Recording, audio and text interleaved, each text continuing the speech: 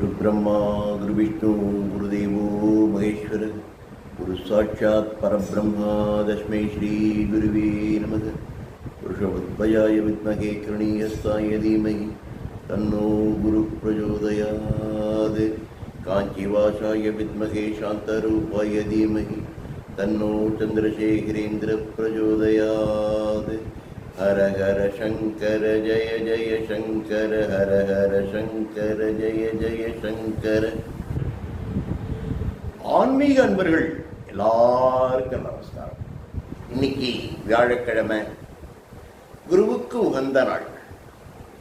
கடந்த 2 வருஷத்துக்கு மேல நம்முடைய பிரத்யக்ஷ தெய்வம் பூஜ்ய ஸ்ரீ காஞ்சி மகா சுவாமிகள் இன்னைக்கு வரைக்கும் நடத்திட்டு வர அற்புதங்களை நான் கேட்டது, படித்தது, இதெல்லாம் தொகுத்து ஒரு சிறு கதை வடிவில் உங்களுக்கு சொல்லிட்டு வரேன்.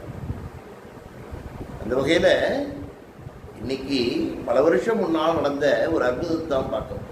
இது என்ன விசேஷம்னு கேட்டோம்னா, பெரியவா இன்னி வரைக்கும் அற்புதங்கள் செஞ்சுட்டு வர.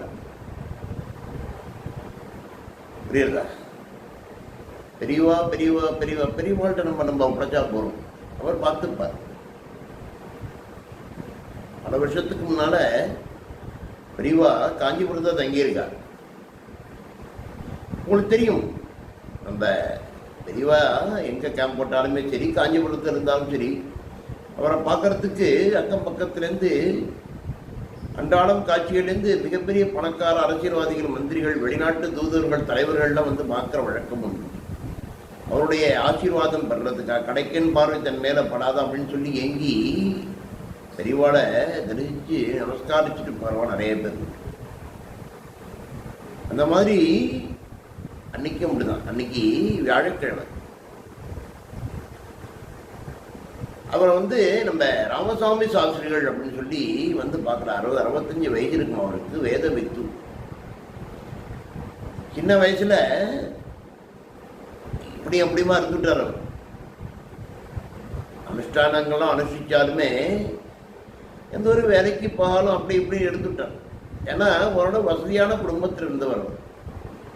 அவருக்கு 4 பொன் குழந்தைகள், 2 புள்ள குழந்தை. அவர் வந்து நமஸ்கரிக்கிறார். பெரியவாட்ட நமஸ்கரிச்சுட்டு நான் தழுதழுக்கிறது சொல்கிறார். பெரியவா, என்னோட பெரிய பொண்ணுக்கு 22 வயசு ஆகிடுத்து, 2வது பொண்ணுக்கு 20 வயசு ஆகிடுத்து, 2 பேருக்கும் சேர்த்து ஒரே முகூர்த்தத்தில் கல்யாணம் பண்ணலாம் அப்படின்னு நினச்சா அது எதுவும் நடக்கலை. பெரியவா கடந்த 1.5 வருஷமாக நான் ஜாதகத்தை எடுத்து பார்த்துருந்தேன். கடைசியில் பெரிய பொண்ணுக்குத்தான் ஒரு இடம் அமையறா மாதிரி இருக்குது, அவளுக்கு கல்யாணம் பண்ணுறேன்னு இருக்கேன். ஆனால் கையில் ஒரு நயா பைசா கூட இல்லை பெரியவா, நான் என்ன பண்ணுறதுன்னே தெரியல. எங்களுடைய பூர்வீக சொத்து ஒரு 30-40 தென்னமரம் இருக்கலாம் மாதிரி ஒரு தோப்பு இருக்குது, அதை விற்கலான்னு முடிவு பண்ணி ஒத்தட்ட பேசி அட்வான்ஸ் வாங்கியிருக்கேன் பெரியவா. அது எங்கள் அண்ணாவுக்கு தெரிஞ்சு படுத்து, அவனும் என்ன அதை கேட்காம எப்படி நீ விற்க போகிறேன்னு சொல்லி கோர்ட்டில் ஸ்டே ஆர்டர் வாங்கிட்டான் பெரியவா. அதனால் அதுவும் என் கையை விட்டு போயிடும் போல இருக்குது. நான் என்ன பண்ணுறதுன்னே தெரியல. எங்கள் அண்ணாவையும் உங்களுக்கு அண்ணா தெரியும் பெரியவா, மிகப்பெரிய உபன்யாசகர், எல்லாம் பண்ணிட்டு இருக்கான். கை நிறைய காசு இருக்குது, பணம் எல்லாம் இருக்குது. எனக்கு இதை விட்டு கொடுத்தா என்ன தம்பிங்கிறதுக்காக. அது மட்டும் இல்லாமல் அப்பாவுக்கு சிரார்த்தம் செய்யும்போது கூட என்னை கூப்பிட்டுறதில்லை. என்னால் தனியாக செய்ய முடியாது பெரியவா, நான் ரொம்ப ஏழை, அன்றாடம் காட்சியாக இருக்கேன். ஏதோ மற்ற பிராமணர்கள் மற்ற வைத்திய கரைக்கு போகும்போது உதவியான கூட்டின்னு போகிற, அதை வச்சு தான் நான் நடத்தின்னு இருக்கேன் என்னுடைய வாழ்க்கையை.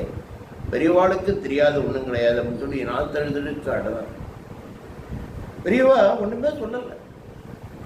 என்ன பண்ணுறார் பெரியவா, கையில் பிரசாதத்தை கொடுத்து ஆசீர்வதிச்சு அனுப்பிச்சி விட்றாரு. அந்த அழுகை அடக்க முடியாமல் பிரசாதத்தை வாங்கிட்டு நமஸ்கரிச்சுட்டு ராமசாமிங்கிற வெளில போகிறார். ஏத்தாப்புல நம்ம பெரியாருடைய அணுக்க தொண்டர் ராயபுரம் பாலுமாமா வர.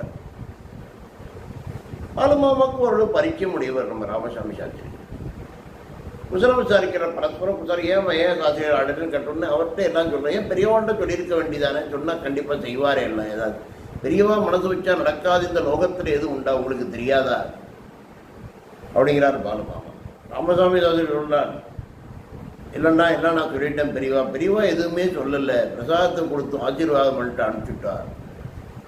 பாலுமாமாவுக்கும் ஒன்றும் புரியல, ஏன் இப்படி நம்ம பெரியவா பண்ணினா அப்படின்னு. அது முடிஞ்சு ஒரு அரை மணிக்கூட ஆயிருக்கும். கிட்டத்தட்ட ஒரு அரை அடி எரிகை வேஷ்டி, அரை அடி எரிகை உள்ள ஒரு வேஷ்டி, அதுக்கு தகுந்தா போல ஒரு அங்கவஸ்திரம், பஞ்சகச்சம், நல்ல கொட்டப்பாக்கு அளவில் தங்கத்தில் பூன் போட்ட உத்ராட்ச மாலை, ஒரு 5 பவுன் சங்கிலி, அதில் ஒரு 2 பவுன் நம்ம பெரிய அகலமான டாலர் கூட, ஆத்துக்காய் 2-3 சிஷ்யாவை கொண்டு உபன்யாசர் மார்க்கபந்து சாஸ்திரிகள் வர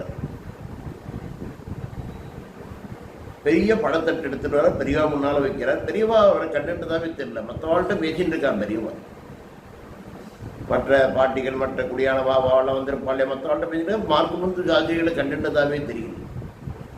கையூப்பி நிற்கிறார் மார்க்கபந்து சாஸ்திரிகள், பெரிய உபன்யாசர், ரொம்ப ஃபேமஸ் இந்தியா.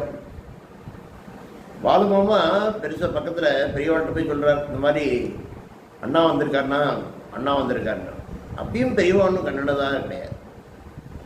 ஒரு 10-15 நிமிஷம் கழித்து பெரியவா மார்க்கபந்து சாஸ்திரிகளை ஏறிட்டு பார்க்குறாரு.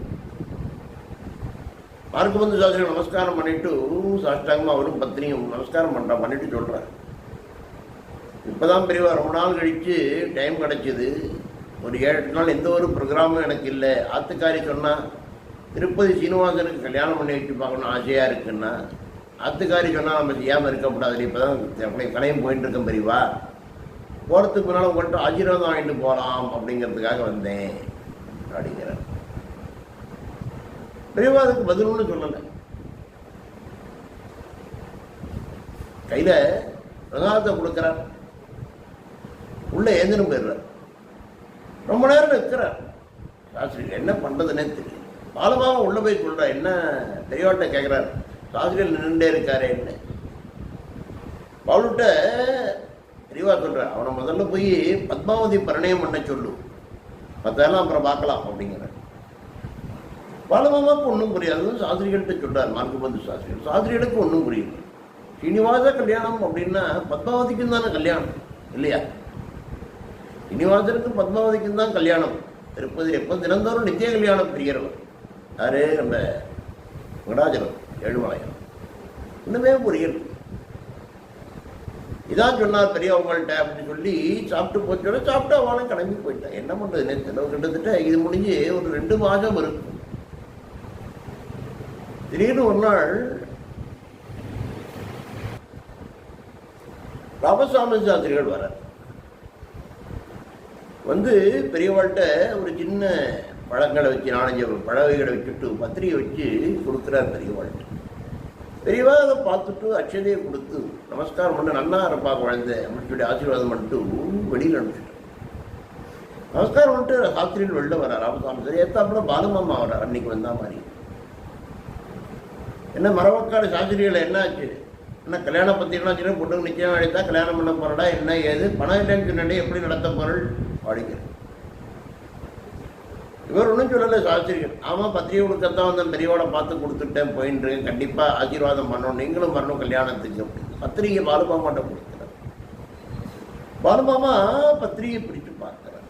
அதில் எழுதியிருக்கு, மரவக்காடு ஜெகதீஸ்வர சாஸ்திரிகள் பௌத்திரியும் எனது சகோதரன் சிரஞ்சீவி ராமசாமியின் ஜேஷ்ட குமாரத்தியுமான சிரஞ்சீவி பத்மாவதியை அப்படின்னு இந்த கல்யாண பத்திரிகை ஆரம்பிக்கிற. இப்படிக்கு அவ்வண்ணமே கோரும் இருக்க முடியாது. அந்த இடத்துல விதேயன் மார்க்கபந்து சாஸ்திரிகள் அப்படின்னு போட்டிருக்கு.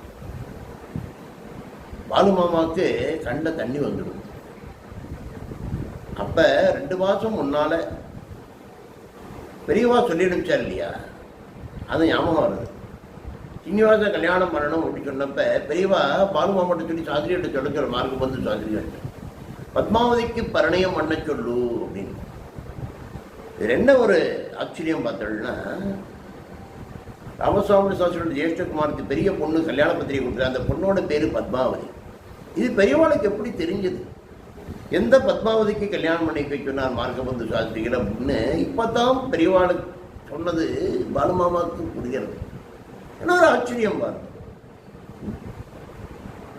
பத்மாவதிக்கு பரணயம் பண்ண சொன்னது இப்பதான் புரிகிறது எல்லாருக்கும். பெரியவாளுக்கு இதெல்லாம் எப்படி தெரியும்? முக்காலமும் உணர்ந்த முனிவர் பெரியவா. ஏன்னா சாட்சாத் பெரியவா தான் பரமேஸ்வரன், பரமேஸ்வரன் தான் பெரியவா. அதுல யாருக்கு எந்த ஒரு ஐயப்பாடுமே இருக்கக்கூடாது. பெரியவாட்ட நம்மளோட ஒப்படைச்சு அவர் பார்த்துப்பாரல்ல. பெரியவா பெரியவா பெரியவா பெரியவா பெரியவா அது இருந்தா போகும்.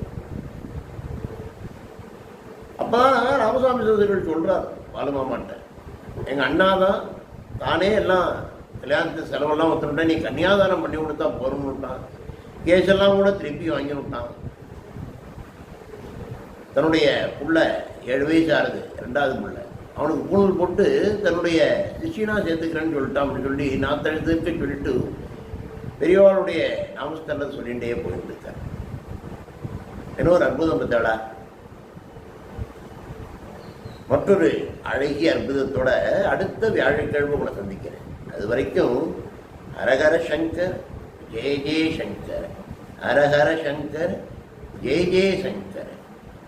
எல்லாருக்கும்